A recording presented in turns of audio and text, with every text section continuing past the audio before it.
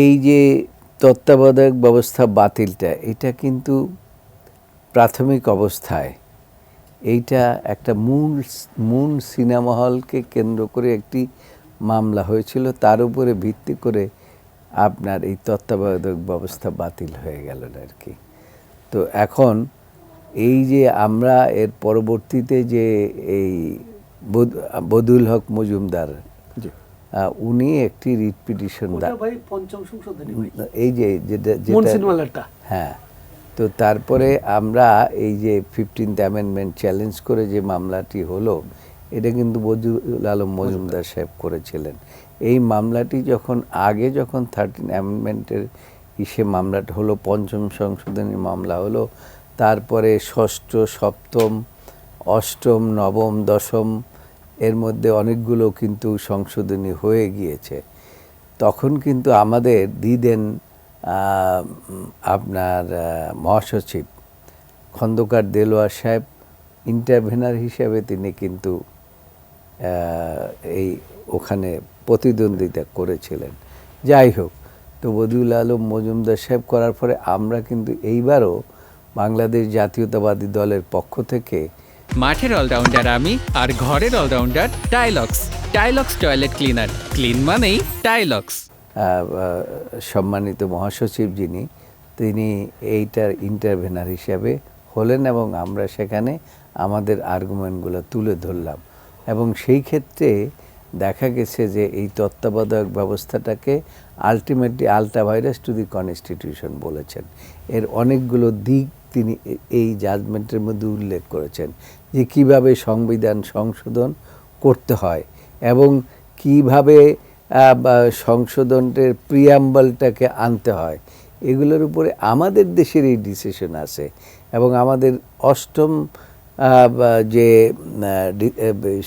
সংশোধনীর যে ডিসিশন, সেখানে আপনার বদরুল হায়দার চৌধুরী বলেছিলেন যে এই যে তখন ওই বিভিন্ন আদালতগুলো বাইফার্কেট করে নিয়েছিলেন আপনার হুসাইন মোহাম্মদ এরশাদ, তো সেইটাকেও সেই জাজমেন্টটাকে উল্লেখ করে উনি বলেছেন যে ওই জাজমেন্টে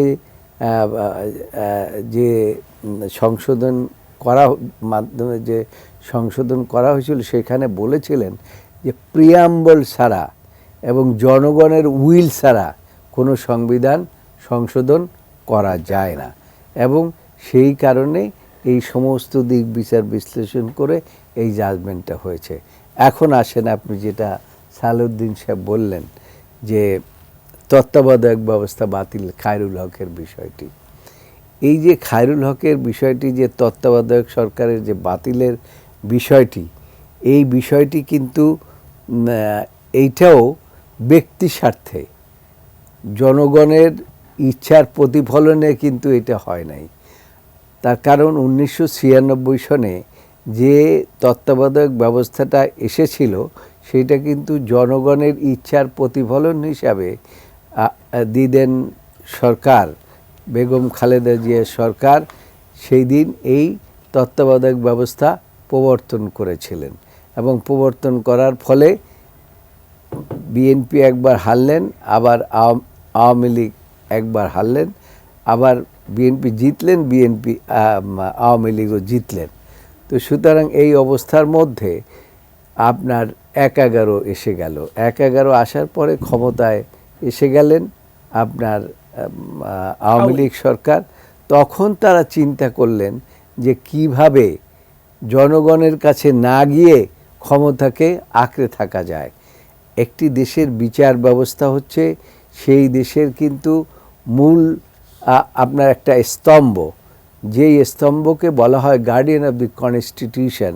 তো এইটাকে কিভাবে আপনার সরকারের করায়ত্ত করা যায়, এই ব্যবস্থাটা ওনারা আরম্ভ করলেন। এবং আরম্ভ করে আপনি দেখবেন যে সরকার প্রতিটি জায়গায় হাত দিলেন।